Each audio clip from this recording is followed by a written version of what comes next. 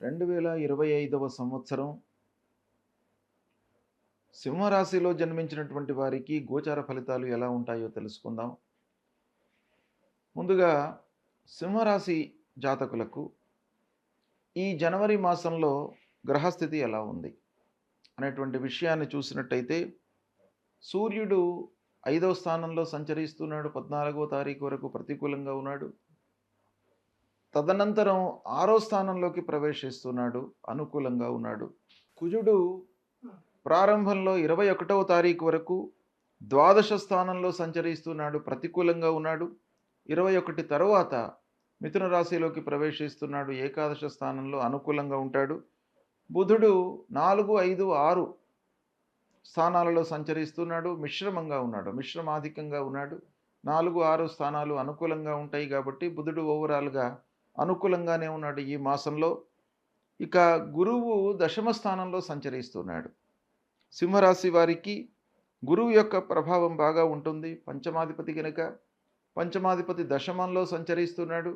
గురువు గోచార రీత్యా దశమంలో ఉన్నప్పటికీ 1, 5, 10 కాంబినేషన్ మూలకంగా గురువు మంచి ఫలితాలను ఇచ్చేటువంటి అవకాశాలు ఎక్కువగా కనబడుతున్నాయి. ఇక శుక్రుడు 28వ తారీఖు వరకు 6వ స్థానంలో శుభప్రదంగా ఉన్నాడు. తదనంతరం మాసాంతంలో సప్తమ స్థానంలో ప్రతికూలంగా ఉన్నాడు. శనీశ్వరుడు ఓవరాల్గా సప్తమ స్థానంలో ఉన్నాడు, ప్రతికూలంగా ఉన్నాడు. రాహువు అష్టమంలో ఉన్నాడు, ప్రతికూలంగా ఉన్నాడు. కేతు ద్వితీయ స్థానంలో ప్రతికూలంగా ఉన్నాడు. ఈ విధంగా గ్రహస్థితి ఉంది. ఓవరాల్గా మనం చూసినట్టయితే మొదటి 2 వారాలు సామాన్యంగా ఉంటాయి. 3, 4 వారాలు బాగా కలిసి వస్తాయి. ప్రారంభించినటువంటి పనులు ఉత్సాహంతో మీరు పూర్తి చేస్తారు. ఆదాయము నిలకడగా ఉంటుంది. స్థిరమైనటువంటి ఆలోచనలతో ముందుకు వెళ్తారు. ఒక ప్రణాళికాయుతంగా మీరు పనులు చేస్తూ ఉంటారు. 4వ వారంలో పనుల లోపల కొంత ఆటంకాలు గోచరిస్తున్నాయి కనుక 4వ వారము మీరు ఎఫర్ట్స్ ఇంకా ఎక్కువ పెట్టాలి.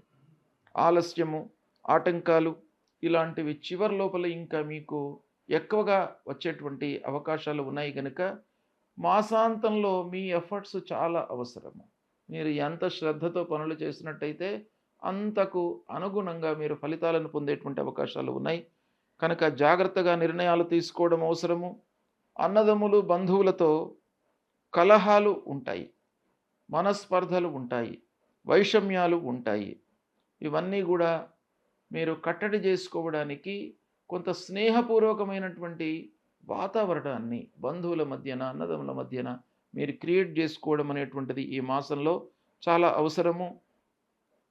అంతేకాకుండా ఓపికతో, సంయమనంతో వ్యవహరించడం కూడాను బాగా అవసరము. ఉద్యోగస్తులకు ఆఫీసులో అధికారులతో సత్సంబంధాలు ఉంటాయి.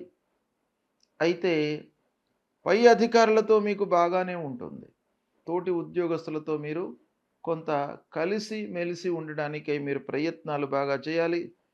ఆ వాతావరణం డెవలప్ చేసుకోవాలి. ఇక కుటుంబం లోపల మీకు అనుకూలమైనటువంటి వాతావరణమే ఉంటుంది. భార్యా పిల్లలతో, కుటుంబ పెద్దలతో అన్ని విషయాలను చర్చిస్తారు. ఒక సానుకూలమైనటువంటి నిర్ణయాలను తీసుకుంటారు.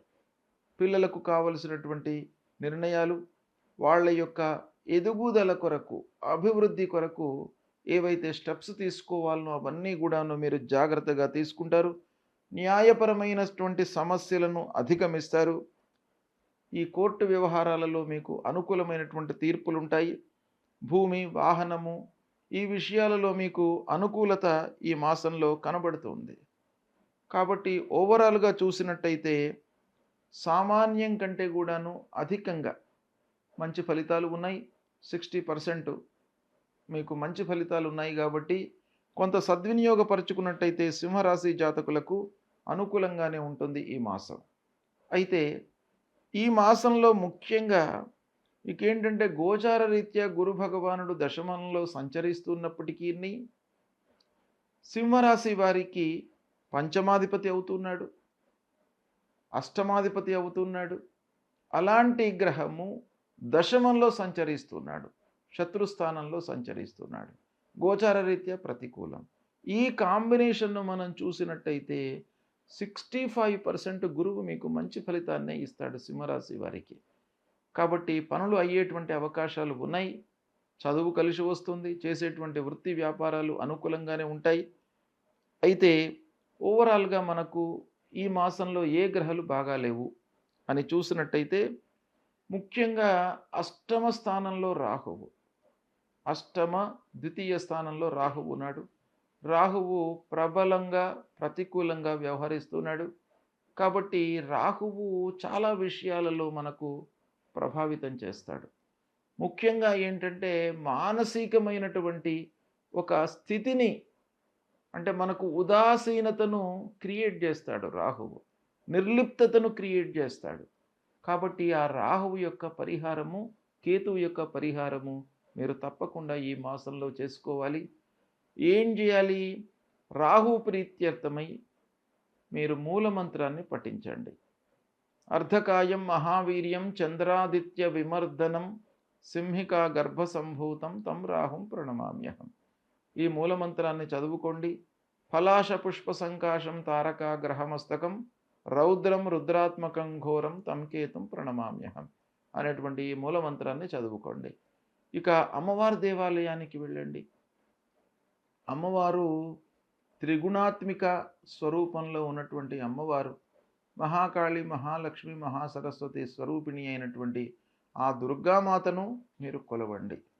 దుర్గామాత దేవాలయానికి వెళ్ళి అమ్మవారి చుట్టూ 3 ప్రదక్షిణాలు నిశ్చలమైనటువంటి మనస్సుతో మీరు ప్రదక్షిణాలు చేసి అమ్మవారి ముందు ఒక్క క్షణం నిలబడి మీరు నిశ్చలమైనటువంటి మనస్సు లగ్నం చేసి అమ్మవారిని వేడుకున్నట్టయితే మీకు ఈ రాహు దోషం పోతుంది. తర్వాత గురువుకు సంబంధించినటువంటి వాటి కొరకై మీరు దక్షిణామూర్తి స్తోత్రాన్ని పారాయణం చేసుకోండి. ఇవి చేసినట్టయితే మీకు శుభ ఫలితాలు కలుగుతాయి. శుభం. ఈ జనవరి మాసంలో మకర సంక్రాంతి ప్రవేశమవుతుంది. ఇది పెద్ద పర్వకాలం. సంక్రాంతి మేష సంక్రమణ మొదలుకొని మీన సంక్రమణం వరకు, అంటే ప్రతి నెలకు సూర్యభగవానుడు ఒక రాశి నుంచి ఇంకో రాశికి ప్రవేశిస్తాడు. అందులో మకర రాశిలోకి ప్రవేశించడము అనేటువంటిది చాలా గొప్ప సంక్రాంతి. కాబట్టి ఈ సంక్రాంతి పండుగ 14వ తారీఖున 14 జనవరి 2025 రోజున ఉదయం సూర్యభగవానుడు 8:54 మకర రాశిలోకి ప్రవేశిస్తున్నాడు. కనుక ఈ మకర రాశి ప్రవేశించినది మొదలుకొని 6 మాసాల వరకు ఉత్తరాయణంగా మనం పరిగణిస్తాం. అంటే ఈ ఉత్తరాయణం అనేటువంటిది దేవతలకు దివాభాగం, రాక్షసులకు రాత్రి భాగం.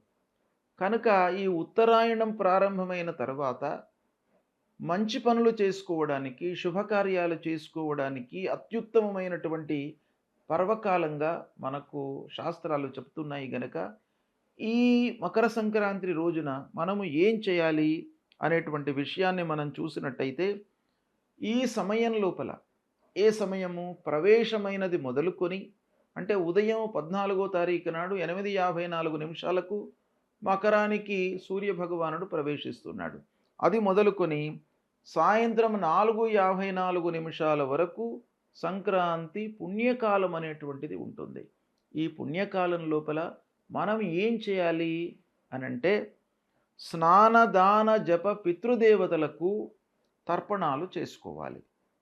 అంటే స్నానం, నదీ స్నానం చేయడము, లేదా తీర్థ స్నానం చేయడము, సముద్ర స్నానం చేయడము, లేదా మనకు మహానదులకు వెళ్ళి స్నానం చేయడం అనేటువంటిది ఈ మకర సంక్రాంతి రోజున చాలా ఉత్తమమైనటువంటిది. తర్వాత మనకు తోచిన రీతిగా దానం చేసుకోవాలి. అంటే ఈ పర్వకాల సమయం లోపల మనం ఏదైతే దానం చేస్తామో అది అక్షయ్యమైనటువంటి పుణ్యఫలాన్ని ఇస్తుంది. అంటే మామూలు రోజులలో దానం చేయడం వేరు, పర్వకాలంలో దానం చేయడం వేరు. పర్వకాలంలో దానం చేసినట్టయితే మీరు ₹1 దానం చేసినట్టయితే 1000 రూపాయలు దానం చేస్తే ఎంతనైతే ఫలితం వస్తుందో అంత మీకు ఈ పర్వకాలంలో దానం చేయడం మూలకంగా లభిస్తుంది.